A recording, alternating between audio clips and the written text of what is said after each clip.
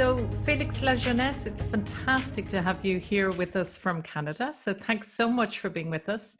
Felix and Paul, the studio, you describe yourselves as a technology and content studio dedicated to creating immersive entertainment experiences. So, tell me a little bit more about you guys. And would it be fair to say you're as much a tech company as a creative company? Sure. So we are an immersive entertainment studio. So we focus on the creation of virtual reality, mixed reality, augmented reality, narrative-driven immersive experiences. We create both fiction as well as nonfiction productions. We effectively are both a creative and technology studio in the sense that we are creating original stories for all of those immersive media, and we're also creating the technology to empower those experiences. And that technology is, hardware, it's software, and so we're designing the whole technology suite to be able to materialize our creative ambitions. Well, I first came across you a year or two back at Goodwood, where I got a taster of your work in space. It was a live action 3D 360-degree viewpoint from inside the space station. And being a fanatic of all things space, I must say I did have a little cry afterwards. It was so remarkable. So can you share with our attendees a little bit more about the project? It's Space Explorers, the ISS experience, that I think it's produced with Time. Absolutely. So we began a relationship with NASA actually in 2016 to document the present and future of human space exploration through immersive media, mainly through cinematic virtual reality. We created on Earth between 2016 and 2018 2 episodes of the series Space Explorers. So it's called Space Explorers, The Journey Begins. And so for that series, we filmed astronaut training in Houston. We traveled to Kazakhstan and Russia to also look at the training of cosmonauts. And when we released that project, it had a great success both with the audience and inside of NASA. And that project really opened door for us. And I think it's fair to say that almost everybody at NASA got to see those 2 episodes. And that opened effectively doors, and that allowed us to go back to NASA and say, hey, this is what we want to do next. And the next phase in the Space Explorer series was to take audiences to space through virtual reality. And so in 2018, we started working on a whole new camera system, which resembles this. And we certified it and we sent it to the International Space Station. And so in January 2019, we began what turns out to be now a 2-year production filming inside of the space station, Life in Space. And so we've been working with 8 international astronauts documenting their mission from the moment they arrive on the International Space Station to the moment that they leave. And through the series, we'll look at the astronauts' adaptation to life in microgravity. We look at the work and the science that they do on station. We look at their interpersonal relationships, living as a small community in space. And we also look at spacewalk, the preparation of spacewalks, and an actual spacewalk that we will film in virtual reality in the coming months. So recently we sent a second virtual reality camera system to space to film an extravehicular activity or a spacewalk. And in a few months, we're gonna attach a vacuum-ready immersive camera on the Canadian arm, and we're gonna be filming a spacewalk from the moment the astronauts come out of the space station through the 6 hours of their work and when they come back. So basically, that's going to conclude the principal photography of this project. We have filmed more than 200 hours of footage in space with the astronauts over 2 years. This is a production that was created thanks to the astronauts' participation. So we got more than 250 hours of astronaut crew time to do this, which is completely unprecedented for any media project filmed in space. And this is a series that's going to be distributed worldwide across multiple platforms, digital platforms, so virtual reality, as well as mobile and tablet via 5G. It's also going to be distributed through domes and planetariums. It's also going to be part of a large-scale traveling exhibition that's going to tour the world. So it's by far the biggest project that our studio has ever created, ever produced. And we're very excited to be almost at the point of launching now. And I mean, tell me, the technology of the cameras, originally the IVA and now the EVA that's just gone up to the space station. Tell us a bit more about the technology behind the cameras. Sure. It must be incredibly complex. Yes, it's not simple. To send anything to space, to design anything for the environment of space is certainly not a light endeavor.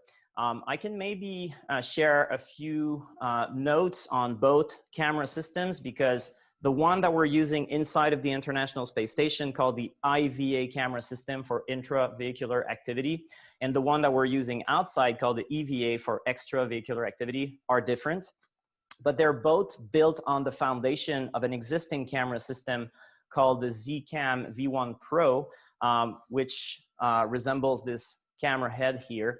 So for the IVA camera, the one we've been using inside of the station for 2 years now, basically our teams modified the camera to install it on a motorized rig, which allows us to, prior to filming a scene, perform a slit scan rotation of the camera head. And that basically gives us a 3D stereoscopic baseline of the whole environment, which then allows us in post-production to recreate extremely precise stereoscopy all around.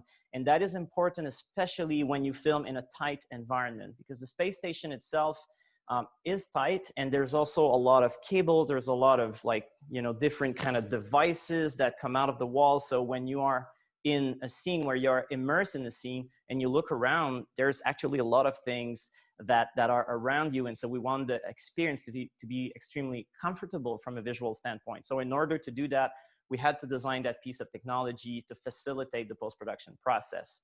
Now, in terms of the EVA camera, of course, it has to operate and function in the vacuum of space, which is the most hostile place on or off the planet that you could ever conceive.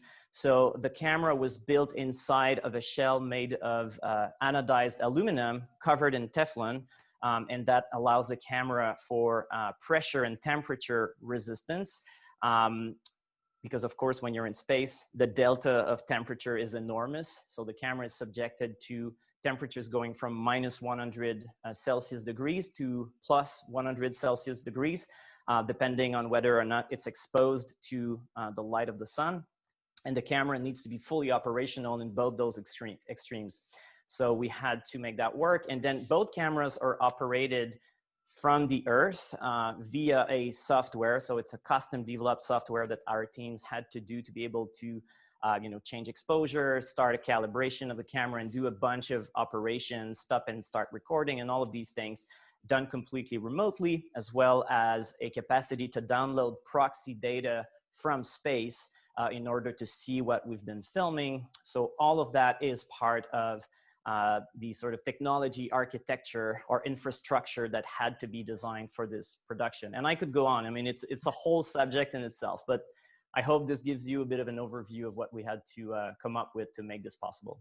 100%. It's amazing. And I mean, the other thing I want to ask you, you mentioned NASA there, but I mean, between NASA and SpaceX and so many other partners, it must be an incredibly complex project to manage with all those partners.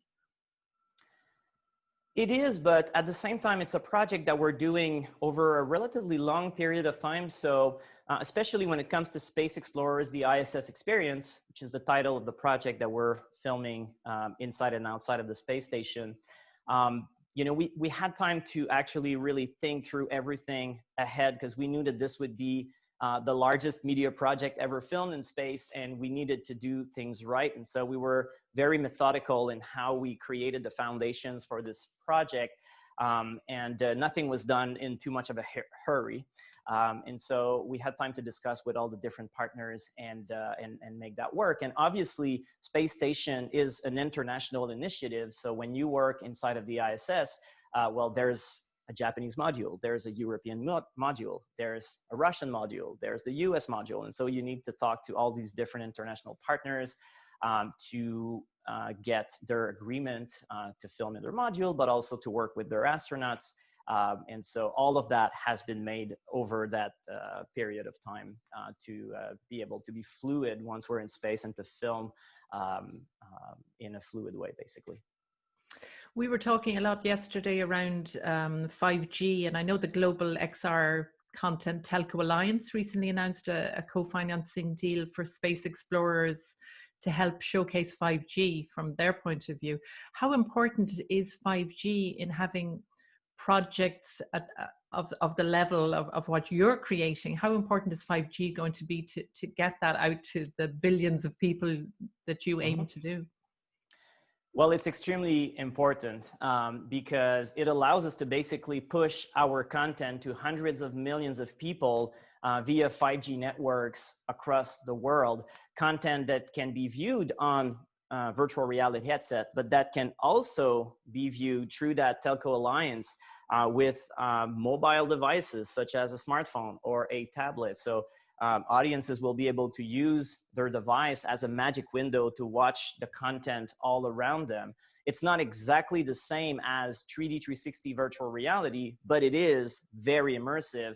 And the big advantage of that is that everybody has, you know, a cell phone or a tablet. And so the content suddenly becomes that much more accessible. And so for us, it's a big game changer in terms of access. And so we're very excited about that.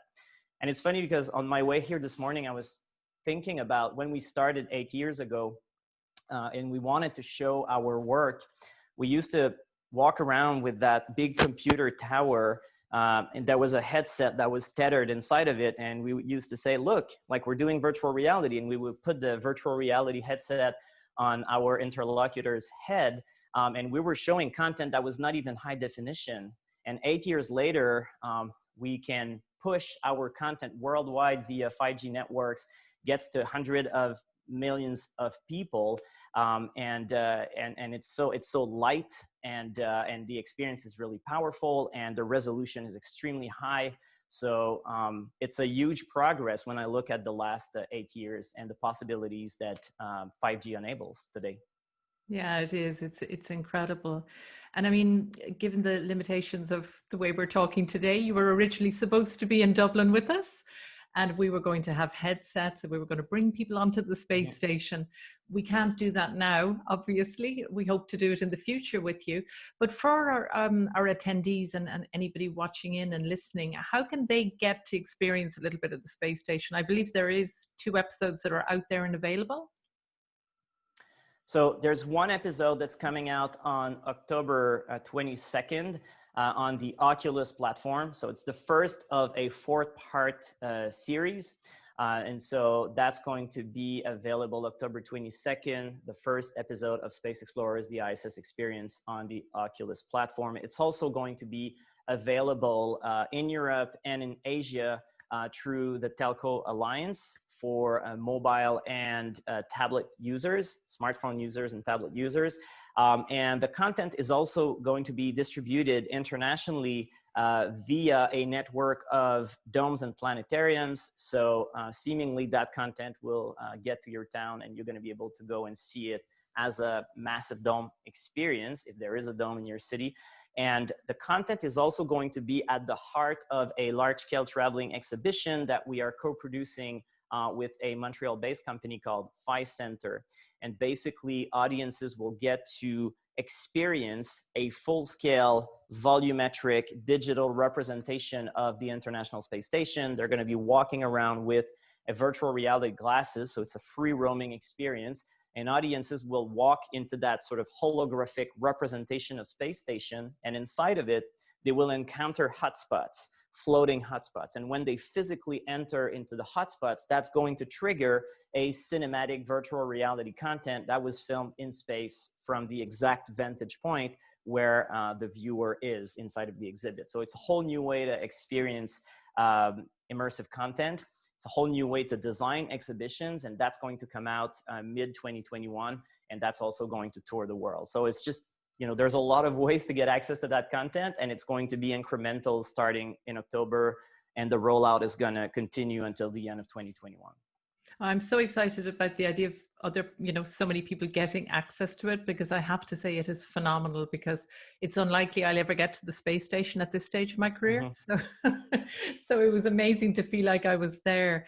Now, I know, I think I've heard you say that your dream is to kind of bring billions of people to space. Am I right? Have I heard you say that? Um, so once you filmed the spacewalk, where to next? Have you further ambitions to bring billions to outer space, for example? Yes, absolutely. So I would say outer space and deep space is the next natural step. When we began the Space Explorers series in 2016, we were filming on Earth, and we knew that the next step after filming astronaut training, at the surface of the Earth, was to take audiences to space on the International Space Station, filming inside and outside. And so we knew that was the natural next step. And now that we've been doing that for 2 years, and that the foundations of that project are very strong, now the next step is to take audiences even further into space, into deep space, actually.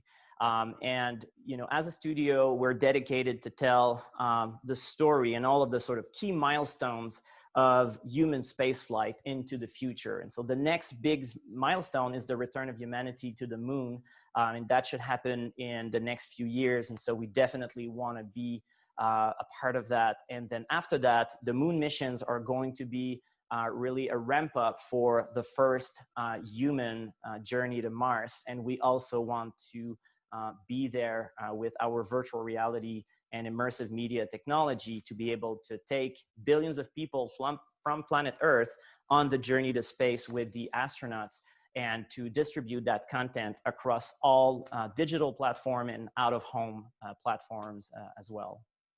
Well, Felix, it's the ultimate use of VR, I have to say. So congratulations on what you've achieved so far. And thank you so much for being with us today. We'll be watching out for everything that you do in the coming years, and for the traveling shows. So thank you. Well, thank you very much. It was great to talk to you.